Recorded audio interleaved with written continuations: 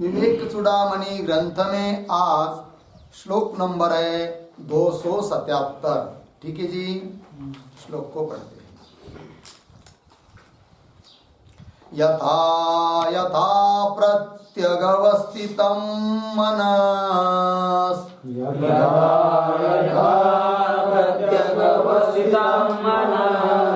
तथा तथा मुञ्चति बाह्यवासनाः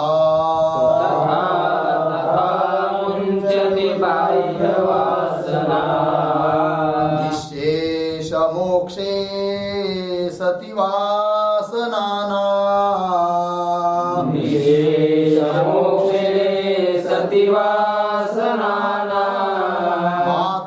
आत्मानुभूति प्रतिबंध शून्य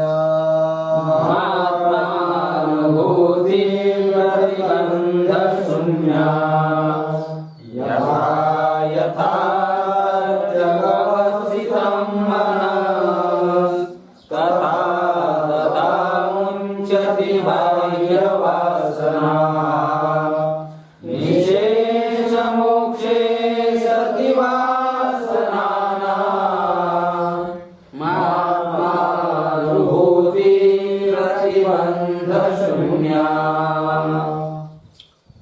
यथा यथा प्रत्यक अवस्थितं मनः तथा तथा मुञ्चति बाह्यवासनाः निःशेष मोक्षे सति वासनानाम् आत्मानुभूति प्रतिबंध शून्या।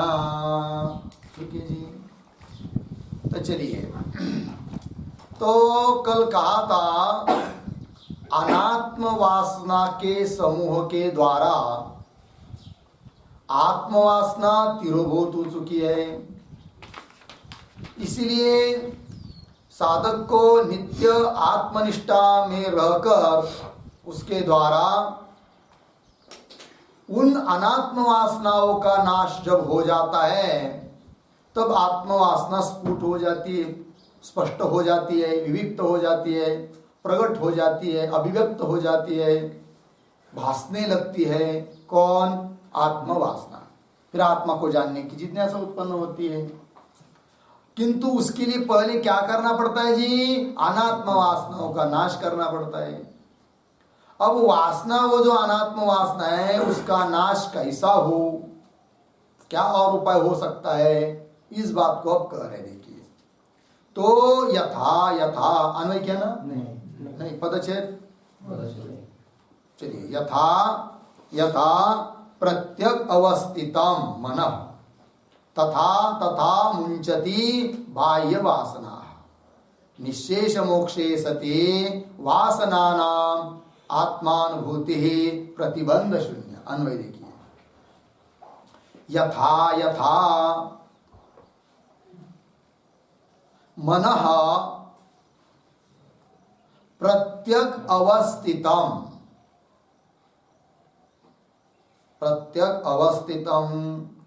तथा तथा बाह्य वासनाः मुञ्चति। हो गया?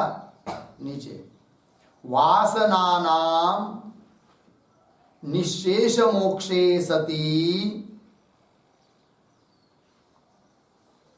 आत्मानुभूति प्रतिबंध शून्या।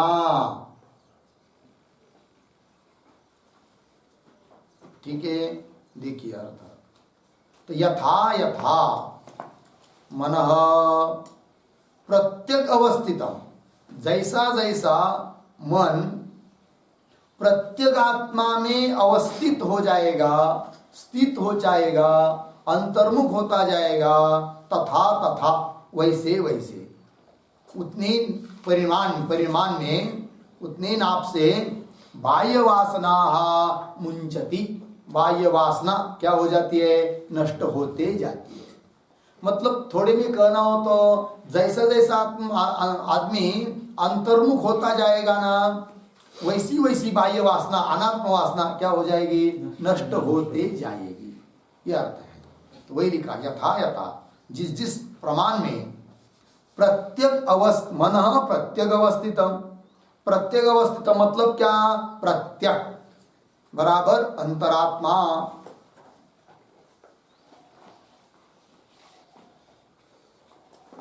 तस्मिन् अभ्यास वैराग्याभ्याम अवस्थितम।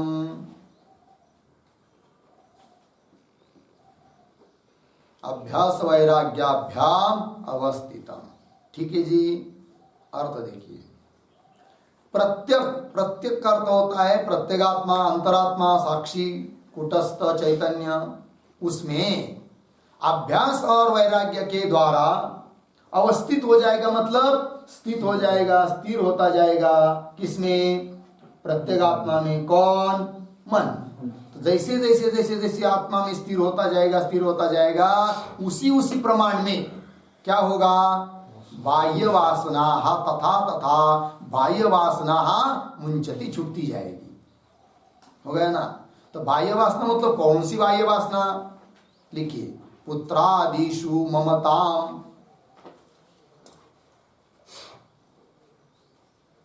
पुत्रादिषु ममताम अन्नमयादौ अहंताम च।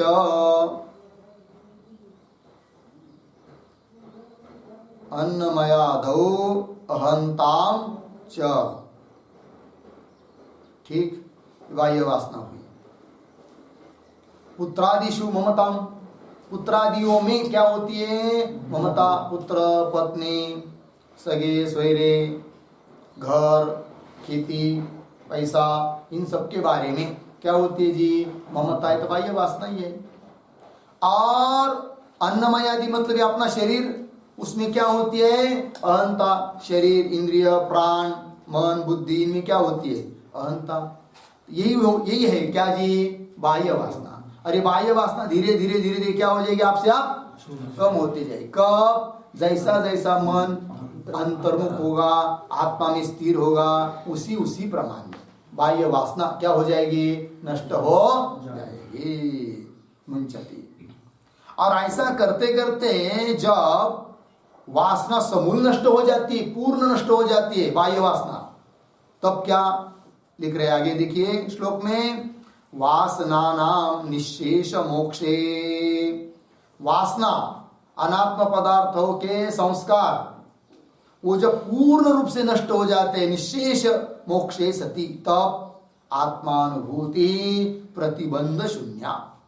प्रतिबंध क्या है? वासना का ही प्रतिबंध है। वासना रही नहीं तो आत्मानुभूति क्या? प्रतिबंध शून्य। प्रतिबंध रहित आत्मानुभूति होती है, आत्मा का अनुभव आता है। ये बात हुई। तो प्रतिबंध शून्य मतलब निरर्गला, अर्गल रहित, प्रतिबंध रहित आत्मानुभूति हो जाती है। वह क्या लिखा है जी? वासना नाम निःशेष मोक्षे सती लिखा है ना। तो इस पर एक वाक्य लिखते हैं, वेदांतार्थ विचार पुरस्सरम।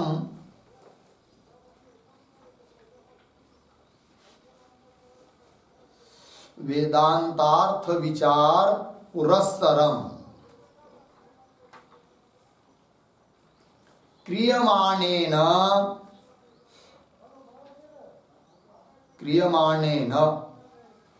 निर्विकल्पक समाधि नैरंतर्येण,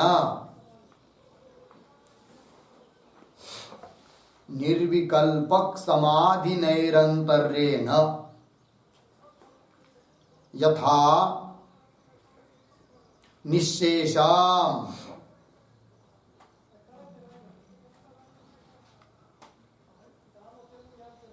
यथा निःशेषम बराबर सूक्ष्मात्मना अपि।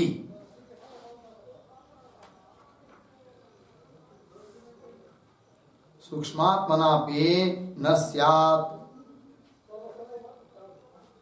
तथा मूलाज्ञानेन, मूल अज्ञानेन आश्रयेन सह, आश्रयेन सह मोक्षे बराबर अत्यंत निवृत्त।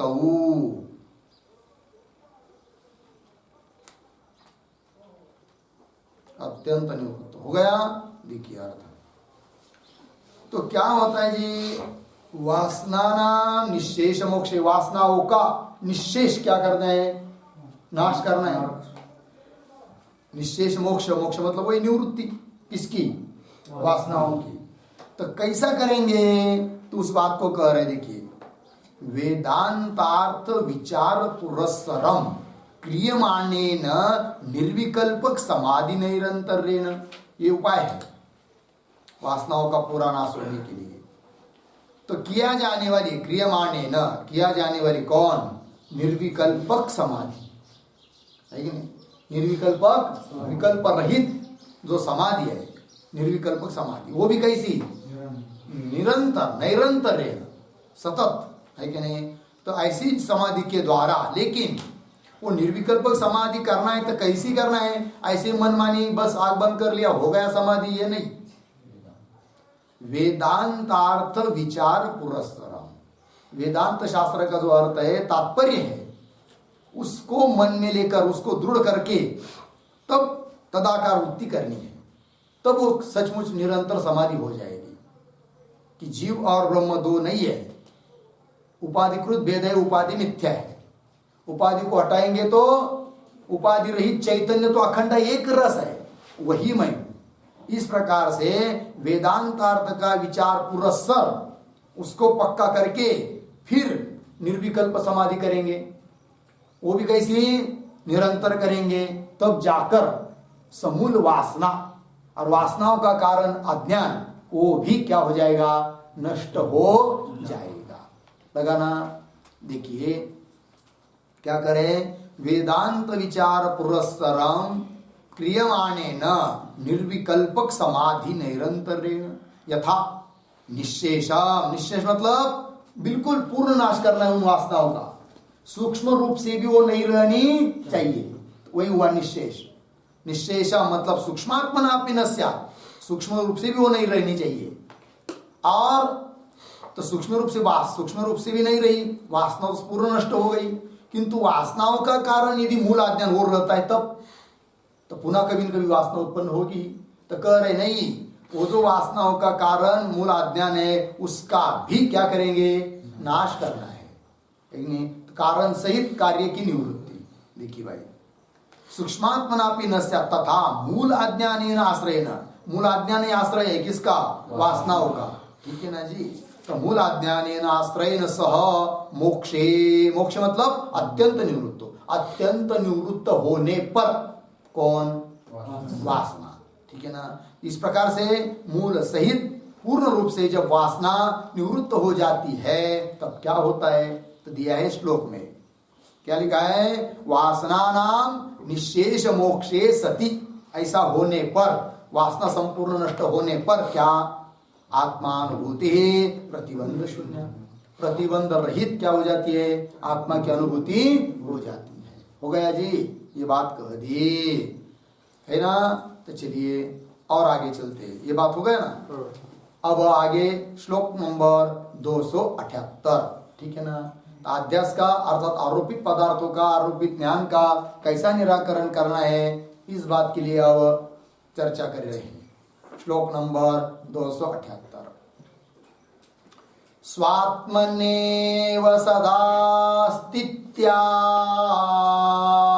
स्वात्मन्येव सदा स्थित्या मनो नश्यति योगिनः, मनो नश्यति योगिनः, वासनानां क्षयश्चातः, वासनानां क्षयश्चातः, पनयं कुरु, स्वाध्यासापनयं कुरु, स्वात्मन्येव सदा स्थित्या मनो नश्यति योगिनः, वासनानां क्षयश्चातः, स्वाध्यासापनयं कुरु। ठीक है जी। स्थित्या मनः नश्यति योगिनः वासनानां क्षयः च अतः स्वाध्यासापनयम् कुरु। अन्वय देखिए, योगिनः स्वात्मनि एव सदा स्थित्या मनः नश्यते। हो गया नीचे। अतः वासनानां क्षयः च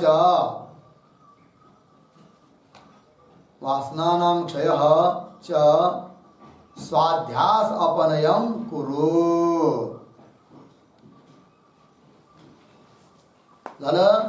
देखिए भाई, करे योगिनः स्वात्मन्येव सदा स्थित। योगी लोग क्या करते हैं जी?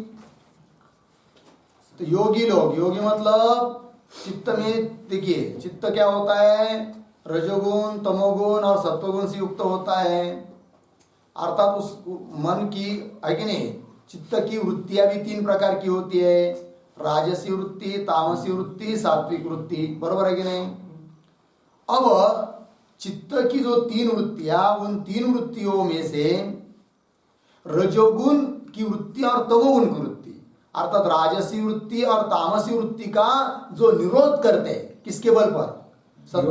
सत्वगुण के बल पर। सत्वगुण बहुत बढ़ा के रजोगुण और तमोगुण की वृत्तियां को निरोध कर देते, ऐसे जो लोग, उनको कहते हैं, ऐसे करने वाले को क्या कहते हैं? योगी, है कि नहीं? लिखिए, योगी सत्वोत्कर्षेण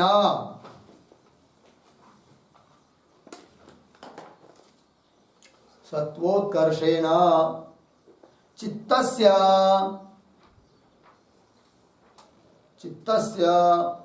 रजसी तामसी च वृत्तिः,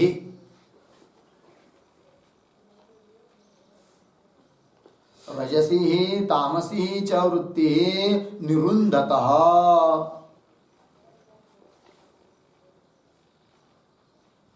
ठीक है, अर्थ देखिए, सत्वोत्कर्षेण, सत्वगुण के द्वारा चित्त की राजसी और तामसी वृत्ति का जो निरोध करते हैं, उनको कहते हैं क्या जी? योगी। निरुन्धत योगिनः क्या जी? स्वात्मनीव सदा स्थित्या। वो लोग क्या करते? स्वात्मनि, स्वात्मनि का अर्थ लिखिए ब्रह्मणि एव।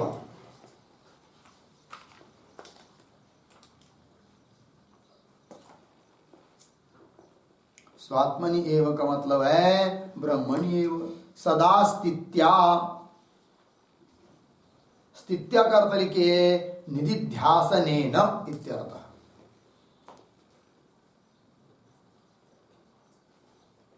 निधिध्यासनेन, ठीक। देखिए भाई अर्थ, योगी लोग स्वात्मनि एव स्थित्या, सदा स्थित्या, स्वात्मना ब्रह्मणि, ब्रह्म में ही सदा हमेशा स्थित्या, निधिध्यासन करके। स्थिति का अर्थ क्या कर दिया? निधिध्यासनेन, निधिध्यासन के द्वारा। निधिध्यासन मतलब क्या? अनात्माकार वृत्तियों का त्याग करते हुए आत्माकार वृत्ति का अभ्यास, तो वही हुआ स्थित्या। मनः नश्यति, मन को क्या कर देते? नष्ट कर देते हैं। ठीक है ना जी? मनः नश्यति, मन को नष्ट करना मतलब क्या है भाई? मन का नाश, मन का नाश क्या है वो? तो मन का नाश बोलते हैं ना, वेदांतों का सभी ग्रंथों का अध्ययन होने के बाद, ब्रह्मसूत्र आदि प्रस्थानत्रय का अध्ययन होने के बाद साधक ने क्या करना चाहिए? मनोनाश वासनाक्षय, ये बाकी रहते, वो करना है। वो हो गया तो क्या है? फिर ब्रह्म ही ब्रह्म है। ठीक है ना जी? तो मनोनाश, तो क्या है ये मनोनाश? लिखते थोड़ा, मनोनाश करना मतलब क्या करना? देखिए, प्रदीप ज्वाला संतानवत,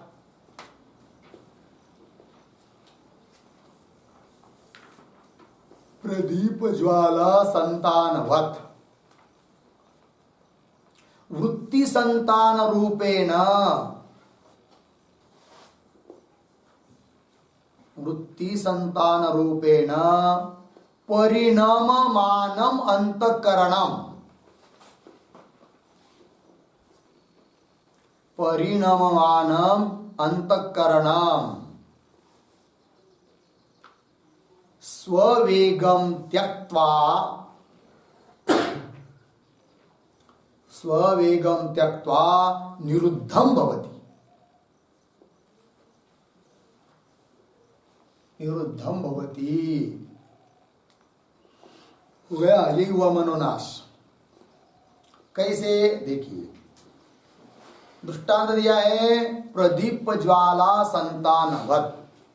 प्रदीप मतलब दिया या मोमबत्ती, दिया लगा दिया है और उस प्रदीप की, दीपक की जो ज्वाला, उसकी धारा सतत चलती कि नहीं? हर क्षण जैसे नदी का प्रवाह बहता रहता है ना, लगता है कि वही पानी है, वो नहीं होता है, वो गया आगे, दूसरा आ गया, एक जैसा दिखता है, ठीक है ना। उसी प्रकार जब हम लोग दिया लगाते हैं ना, वही लगता है वही ज्योत है, ऐसा नहीं होता है कि नहीं? वो जो प्रदीप ज्वाला है वही नहीं रहती है, वो हर क्षण प्रवाह की तरह चलती जाती है, आगे नष्ट होती जाती, नीचे दूसरी आती रहती है। समझ में आया कि नहीं? तो ऐसी जो प्रदीप ज्वाला की धारा, उसकी तरह चलती है धारा किसकी? मन की। मन की बहुत सारी वृत्तियां हैं, तो मन में हर समय कोई न कोई वृत्ति क्या होती है? होती रहती है। घटाकार, पटाकार, मठाकार, शब्दाकार, रूपाकार, रसाकार, है कि नहीं? कोई न कोई विचार, तो वृत्ति की भी धारा, अंतकरण की वृत्ति जो, अंतकरण की वृत्ति, उसकी भी क्या चलती है जी? धारा चलती है, ठीक है ना। देखिए क्या लिखा, प्रदीप ज्वाला संतानवत वृत्ति संतान रूपेण परिणममानम अंतकरणम। अंतकरण कैसा होता है? परिणममान है, किस रूप से? वृत्ति संतान रूप से, वृत्ति की धारा है, अर्थात अंतकरण में हमेशा कोई न कोई वृत्ति चलती ही रहती है। ये क्या हुई? वृत्ति की धारा, वृत्ति रूप से परिणाम किसका? अंतकरण का, ठीक है ना। तो वृत्ति संतान रूपेण परिणामानम अंतकरणम, जब वह अंतकरण इस सभी वेग को छोड़कर निरुद्ध हो जाता है, उसको कहते मनोनाश। क्या लिखा आगे? अंतकरणम स्ववेगम त्यक्त्वा निरुद्धम भवति। अंतकरण अर्थात मन अपने वेग को छोड़कर जब वो स्थिर हो जाता है, निरुद्ध हो जाता है, तो वही हुआ क्या? मनोनाश। मनोनाश करते हैं ना लोग, बहुत ज्यादा वेदांत पढ़ लिया, अध्यात्म, अब उसको और साधना करनी है, तो क्या महात्मा लोग जाते हैं कहीं पर एकांत में, और किस लिए? मनोनाश, वासना क्षय करने के लिए। मन का नाश करते मतलब क्या? मन को कोई निकाल कर फेंक देते, या वो या इसी घट की तरह चीज थोड़ी है उसका नाश कर दे। तो उस मन का नाश करना यही है कि मन में जो अनंत संतान वृत्ति की संतान चलती रहती है ना, वो रुक जाए, मन निरुद्ध हो जाए, इसी का नाम है क्या? मनोनाश। हो गया जी। चलिए, तो क्या करे? योगी लोग स्वात्मनि, अपने ब्रह्म में ही सदा स्थिर होकर निधिध्यासन के द्वारा मन का नाश करते, मनोनश्यति। हो गया ना। फिर आगे, अतः इसलिए वासना नाम क्षय, जब मन का नाश हो जाता है तब वासना का भी क्षय हो जाता है। ये दो धर्म है, योग वासिष्ठ में विशेष करके आते हैं। देखिए, मनोनाश, वासना क्षय। तो वासना क्षय क्या चीज है उसको भी हम लोग समझेंगे। वेदांत में बहुत बार आता है मन का नाश, वासना क्षय। तो मन का नाश तो समझ में आया, अब क्या दूसरा? वासना क्षय। तो लिख रहे अतः वासना नाम क्षय, वासनाओं का क्षय करके स्वाध्यास, स्व अध्यास अपनयम कुरु, अपना जो अध्यास है उसको हटा दो। ये उपदेश कर रहे आचार्य जी भगवान। तो अतः क्या लिखा है? वासना नाम क्षय, मन का नाश हुआ, उसके बाद क्या बताया? वासना नाम क्षय। वासनाओं का क्षय क्या होता है जी? तो लिखते एक वाक्य, पूर्वापर परामर्शम अंतरेण,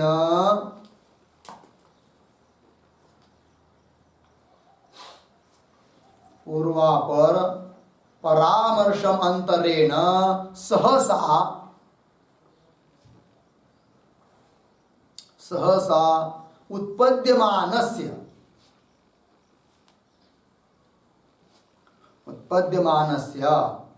क्रोधादि वृत्ति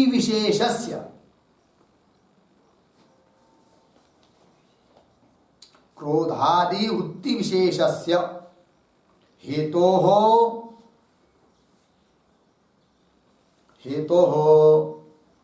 चित्तगत संस्कार विशेषः वासना।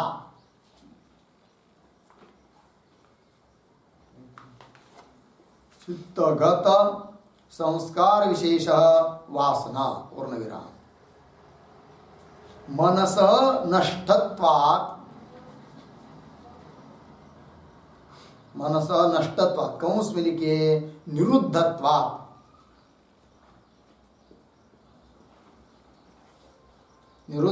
कौंस बन ब्रह्म सामीप्य बलेन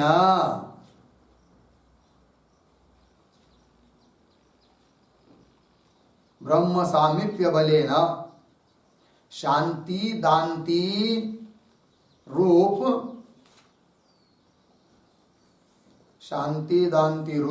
शुद्ध वासनायाम दृढ़ायाम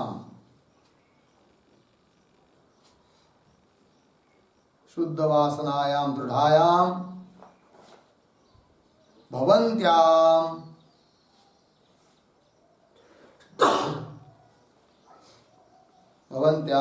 बाह्य निमित्ते सत्यपि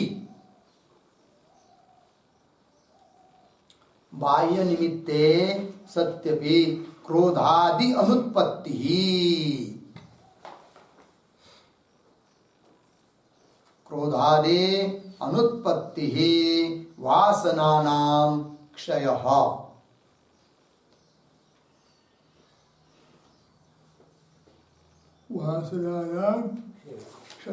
हो गया।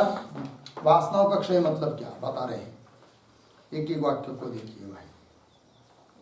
क्या करे, कहा से पूर्वापर परामर्श। हाँ देखिए भाई, तो पूर्वापर परामर्शवंतरेण आगे पीछे का विचार किए बिना सहसा तुरंत उत्पद्यमानस्य उत्पन्न होने वाले कौन, क्रोधादि रूप वृत्ति विशेषस्य। तो बहुत बार क्या होता है, पूर्वापर का कोई विचार नहीं है, कोई थोड़ा बहुत निमित्त हो गया तो एक अचानक उत्पन्न होता है कौन, क्रोधादि वृत्तियां। तो क्रोधादि वृत्ति विशेषस्य, अब वो क्रोधादि वृत्ति क्यों उत्पन्न होती है, उसका क्या कारण है, तो कारण बता रहे हैं।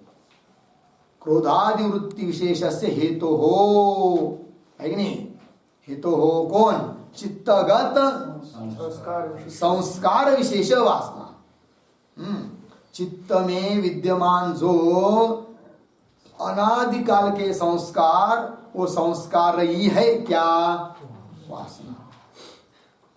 मिला ना, क्या लक्षण हुआ, पूर्वापर परामर्श के बिना अचानक उत्पन्न होने वाली जो क्रोधादि वृत्तियां, उस क्रोधादि वृत्ति का कारण चित्त में रहने वाला कोई संस्कार विशेष, उसको क्या कहते हैं, वासना। कभी कभी देखिए अकेले रहते हम लोग, है कि नहीं, और कोई है ही नहीं है, किंतु अचानक कोई कोई वृत्ति उत्पन्न होती है, लोभ मना, क्रोध मना, काम मना, आदि आदि, ठीक है ना जी। क्यों उत्पन्न हुई फिर, तो उस वृत्ति को उत्पन्न करने के लिए निमित्त कारण हुआ बैठा है, कौन है वो, संस्कार अंतकरण में, उसी का नाम है क्या, वासना। लगा जी। देखिए भाई, पूर्वापर परामर्शमंतरेण सहसा उत्पद्यमानस्य क्रोधादि वृत्ति विशेषस्य, उत्पन्न होने वाली जो क्रोधादि वृत्ति विशेष, बरोबर, तेषाम उनके लिए हेतु कारण, तेषाम वृत्ति विशेषस्य हेतु हो कौन, चित्तगत संस्कार विशेष। ये क्या हो गई, वासना। अब मन का जब नाश हो जाता है, क्योंकि पीछे कहा ना अभी इसी श्लोक में क्या होता है, मन का नाश होता है, और मन का नाश हुआ तो वासना नाम क्षय वासनाओं का क्या होता है? क्षय होता है।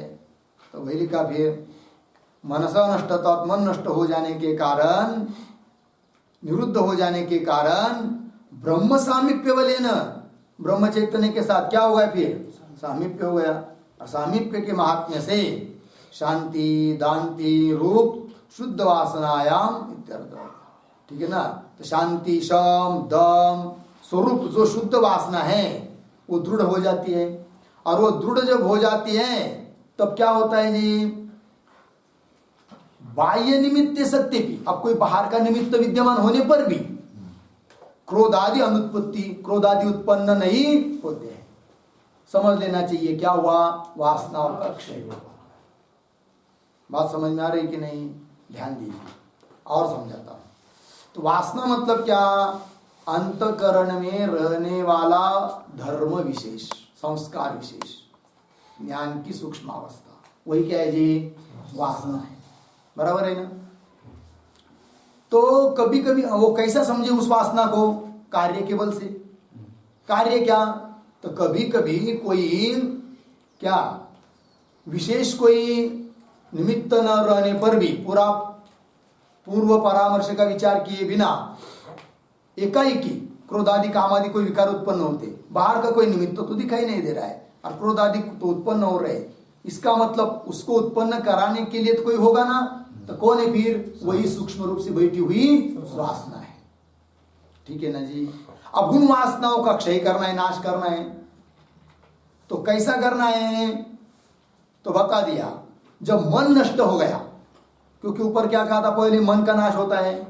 जब मन नष्ट हो गया, मन का नष्ट होना मतलब मन पूर्ण निरुद्ध होना, रुक जाना। ठीक है ना जी? मन नष्ट हुआ, इसके बाद मन नाश होना।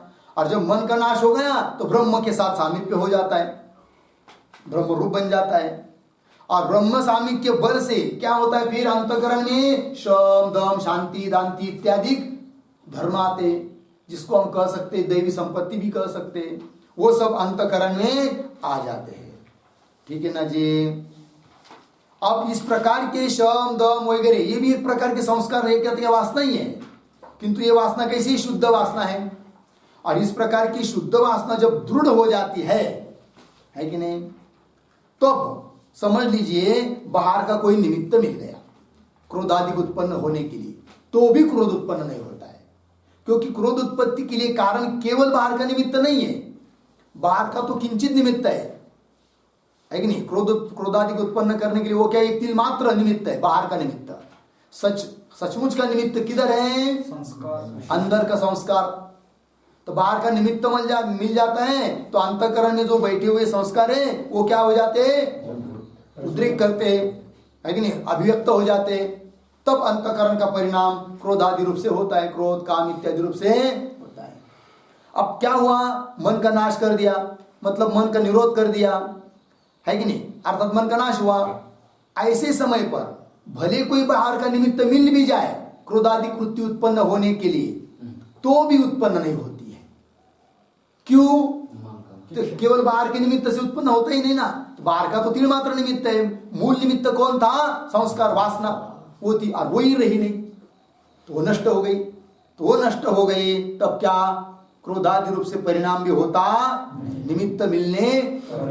और यदि समझ लीजिए बहुत सारे निमित्त मिल रहे तो भी क्रोधादि विकार उत्पन्न नहीं हो रहे, समझ लेना चाहिए वासना का क्या हुआ? क्षय हुआ। 108 बार यवन आंख पर थूकता है पान खा खाकर, तो भी क्रोध उत्पन्न नहीं हुआ। क्यों? वासनाओं का क्या हुआ है? क्षय हुआ है। समझ में आया कि नहीं? यही है। फिर देखिए पंक्ति क्या है, देखिए, मनस नष्टत्वात् अर्थात निरुद्धत्वात्, निरुद्ध हो जाने के कारण, ब्रह्म सामीप्य बलेन, ब्रह्म के साथ सानिध्य हो जाने के कारण, शांति दांति शम, शांति मतलब क्या? शम, दम रूप शुद्ध वासनायाम दृढ़ायाम, इस प्रकार के शुद्ध संस्कार जब दृढ़ हो जाते हैं तब भवन्त्याम बाह्य निमित्त सत्य भी, बाहर का निमित्त आ जाने पर भी क्रोधादि अनुत्पत्ति, क्रोधादि उत्पन्न नहीं होते। यही हुआ क्या जी? वासनाओं का क्षय। वह पंक्ति मिली, देखिए भाई। तो क्या लिख रहे हैं? वासना नाम क्षय, अतः वासना नाम क्षय। तो वासना का भी क्षय हो गया। अब क्या करे, फिर क्या हुआ, स्वाध्यास अपनयम करो, स्वाध्यास का निवृत्ति कर दो, भगा दो। तो बोलेंगे भाई अब मन का नाश हुआ, वासना की निवृत्ति हुई, तो भी स्वाध्यास कहाँ से बचेगा भाई। तो जिसको आप कह रहे हैं कि स्वाध्यास का स्व अध्यास का क्या करो, अपनयन करो, भगा दो, है कि नहीं। एक वाक्य लिखिए, विपरीत भावना निवर्तय,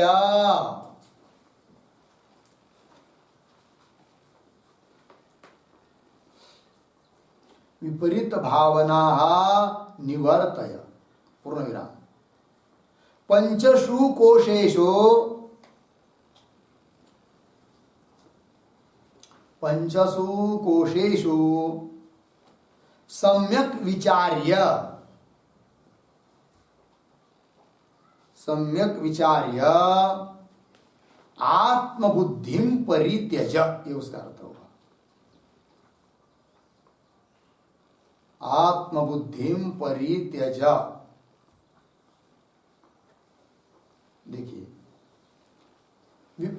क्या लिखा है, स्वाध्यास अपनयम कुरु, अपने अध्यास को अध्यास का नाश कर दो। तो अध्यास का नाश करना मतलब क्या जी, विपरीत भावना निवर्तय, जो विपरीत भावना बैठी हुई है ना अंतकरण में, उसको हटाना है। विपरीत भावना मतलब क्या, देहादि पदार्थ मैं है नहीं, उसको मैं समझना, यही तो क्या है विपरीत भावना। देहादि पदार्थ आत्मा नहीं है, उसको आत्मा समझना, अपना स्वरूप समझना, यही क्या हुई, विपरीत भावना। देखिए, विपरीत भावना निवर्तय, पंचसु कोशेषु सम्यक विचार्य, पांचों कोशों का अच्छी तरह से विचार करके क्या करो, उनमें जो कोशों में जो आत्मबुद्धि हुई है उसका त्याग करो। क्या लिखा है जी, पंचसु कोशेषु सम्यक विचार्य, पांच कोशों का अच्छी तरह से विचार करके आत्मबुद्धि परित्यज, उन कोशों में जो आत्मबुद्धि हुई है उसका क्या करो, नाश करो। यही हुआ स्वाध्यास का अपनयन करना। मेरा पंक्ति पुस्तक में देखिए, मूल श्लोक में क्या कर रहे, स्वात्मनि योगिनः स्वात्मनि सदा स्थितः मनो नश्यति, मन को नाश कर देते हैं, ठीक है ना जी। फिर आगे अतः, उसके बाद वासना क्षय, वासनाओं का क्षय कर देते हैं। और फिर उसके बाद स्वाध्यास अपनयम करो, ठीक है ना जी। उस विपरीत भावना की भी क्या हो जाती है, निवृत्ति हो जाती है, ठीक है ना जी। मनोनाश क्या चीज होती है और वासना क्षय क्या चीज होती है, इसको अच्छी तरह से चिंतन करके रखिए। बहुत बार आता है वेदांत ग्रंथों में, ये सब वेदांत पढ़ लिया, आप क्या कर रहे हो, नहीं मैं कुछ नहीं कर रहा हूं, मैं अब एकांत में बैठकर मनोनाश और वासना का क्षय करता हूं। लेकिन पता तो होना चाहिए मन का नाश मतलब क्या चीज है और वासना का क्षय मतलब क्या चीज है। हो गया जी, चलिए क्या हुआ, हो गया ना, श्लोक लगा क्या पूरा, हाँ। अतः वासना नाम क्षय स्वाध्यास अपनयम रूप, हो गया ना। बस आगे का विचार क्या है अब,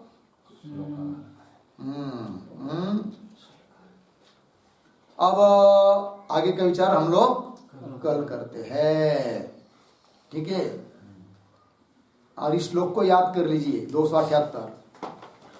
ओम पूर्णमदः पूर्णमिदं पूर्णात् पूर्णमुदच्यते पूर्णस्य पूर्णमादाय